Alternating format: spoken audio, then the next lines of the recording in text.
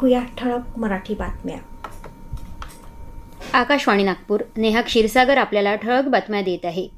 नागपूर जिल्ह्यातील कळमेश्वर पोलीस ठाण्याअंतर्गत येणाऱ्या राहुळगाव स्थित SBL एनर्जी लिमिटेड कंपनीत झालेल्या स्फोटात 17 जण ठार तर 18 जण जखमी झाले आहेत. केंद्रीय मंत्री नितीन गडकरी आणि राज्याचे मुख्यमंत्री देवेंद्र फडणवीस यांनी मृतांना श्रद्धांजली अर्पण केली असून घटनेची सखोल चौकशी करण्याचे आदेश देण्यात आले आहेत. तसेच NDRF, SDRFचे पथक सुद्धा घटनास्थळी आहे. पेसो आणि डिश यांची पथके पोहोचली आहेत, अशी माहिती मुख्यमंत्री देवेंद्र फडणवीस यांनी सोशल मीडियाच्या माध्यमातून दिली आहे. आकाशवाणी नागपूरमध्ये आज सकाळी डॉक्टर नानासाहेब धर्माधिकारी प्रतिष्ठान आणि आकाशवाणी नागपूर यांच्या संयुक्त विद्यमानं स्वच्छता अभियानाचं आयोजन करण्यात आलं. यावेळी अधिकाऱ्यांनी आणि प्रतिष्ठानच्या पदाधिकाऱ्यांनी श्रमदान करून स्वच्छता केली. बुलढाणा जिल्ह्यातील शेगाव इथं झालेल्या 4 दिवसीय राष्ट्रीय आरोग्य मेळाव्याचा काल समारोप झाला. पंतप्रधान नरेंद्र मोदी यांनी माझ्यावर विश्वास टाकून आयुष मंत्रालयाची जबाबदारी दिली आहे.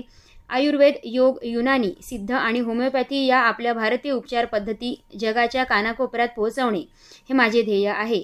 या शिबिराच्या माध्यमातून जनसामान्यांची सेवा करता आली याचे आत्मिक समाधान आहे, असे प्रतिपादन केंद्रीय आयुष, आरोग्य, कुटुंब कल्याण राज्यमंत्री प्रतापराव जाधव यांनी केले. इराणचे सर्वोच्च नेते आयातुल्ला अली खामेनेई यांचा अमेरिका-इस्रायलच्या हवाई हल्ल्यांमध्ये मृत्यू झाला आहे. मध्य पूर्व व परिसरातील काही देशांमध्ये निर्माण झालेल्या तणावपूर्ण प्रादेशिक परिस्थितीच्या पार्श्वभूमीवर भारत सरकारच्या संबंधित दूतावासांनी तेथे वास्तव्यास असलेल्या भारतीय नागरिकांसाठी सुरक्षा मार्गदर्शक सूचना जारी केल्या आहेत. या अनुषंगानं Palestine, Qatar, Saudi Arabia, Israel, Iran, Iraq, Kuwait, Bahrain, Muscat, Jordan आणि संयुक्त अरब अमिरात येथे वास्तव्यास असलेल्या सर्व भारतीय नागरिकांनी सतर्क राहावे, अनावश्यक हालचाली टाळाव्या आणि स्थानिक प्रशासन तसेच भारतीय दूतावासांनी दिलेल्या सूचनांचे पालन करावे, असे आवाहन करण्यात आले आहे. याबरोबरच हे बातमीपत्र संपलं. यापुढील बातमीपत्र सायंकाळी 6 वाजता प्रसारित केलं जाईल. नमस्कार.